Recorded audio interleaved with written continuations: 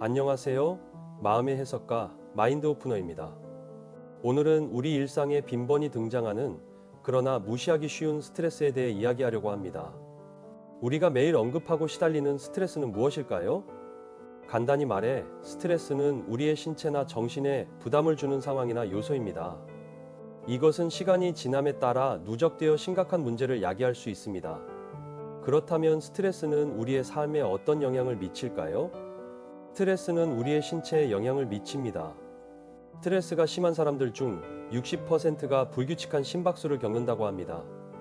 또한 높은 혈압을 가질 확률이 50% 더 높다고 합니다. 불규칙한 심박수와 높은 혈압은 심장에 큰 부담을 줄 수 있으며 장기적으로 보면 심장 질환의 위험을 높일 수 있습니다. 스트레스는 우리의 정신 건강에 영향을 미칩니다.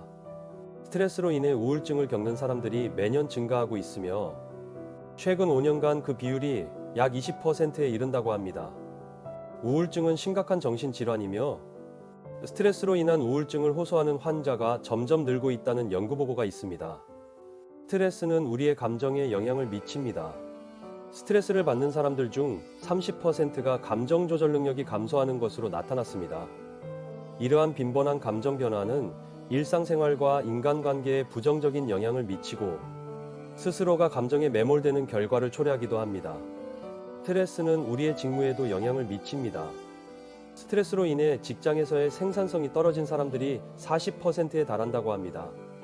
생산성이 떨어지면 이는 결국 회사의 성과에도 영향을 미치게 되고 자신의 능력을 의심하고 자존감이 떨어지는 결과를 초래하기도 합니다. 반대로 스트레스 관리 교육을 받은 직원들의 생산성이 40% 향상되었습니다. 이 연구는 스트레스 관리가 직무 성과에 긍정적인 영향을 미칠 수 있음을 보여줍니다. 이는 스트레스 관리가 직장에서도 중요하다는 것을 의미합니다. 이렇게 인생의 전반에 걸쳐 영향을 미치는 스트레스를 관리 방법에 대해 알아보겠습니다. 스트레스 관리 방법. 첫 번째로 명상과 요가를 추천합니다. 스트레스와 명상 연구 논문에서는 일주일에 3번 20분씩 명상을 한 사람들이 스트레스 지수가 평균 25% 감소했습니다. 명상이나 요가는 내면의 평온함을 찾을 수 있는 훌륭한 방법입니다. 이를 통해 신체와 마음이 더욱 안정되고 스트레스가 줄어듭니다. 두 번째는 운동하기입니다. 스트레스와 운동 연구에 따르면 일주일에 150분 이상 혹은 매일 20분 이상 중간 강도의 운동을 한 사람들은 스트레스 지수가 30% 감소했습니다. 운동은 스트레스 호르몬을 줄이고 엔돌핀을 분비시켜 기분을 좋게 합니다. 간단한 산책이나 스트레칭만으로도 큰 효과를 볼 수 있습니다. 세 번째로 취미 활동입니다. 스트레스와 취미 활동의 상관관계 연구에 따르면 취미에 몰입하는 것이 스트레스 지수를 20% 감소시킨다고 나타났습니다. 취미는 마음을 편안하게 해주고 스트레스를 줄여주는 효과가 있습니다.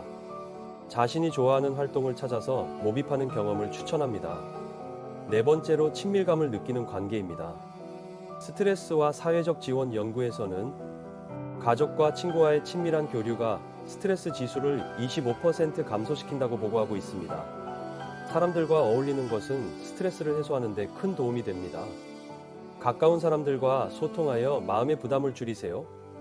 다섯 번째로 잠자는 습관 개선하는 것입니다. 스트레스와 수면의 관계를 연구하는 결과에 따르면 하루에 78시간 잠을 자는 사람들은 스트레스 지수가 30% 감소했습니다. 잠은 우리 신체와 마음을 회복시켜줍니다. 바쁘고 분주한 현대사회를 살면서 78시간의 수면을 취하는 것은 쉽지 않은 일입니다.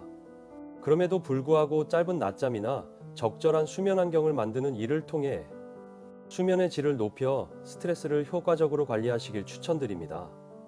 이렇게 스트레스에 대한 이야기를 함께 나누어 보았습니다. 오늘 이야기한 스트레스 관리 방법들을 통해 여러분의 일상이 좀 더 건강하고 행복해지길 바랍니다.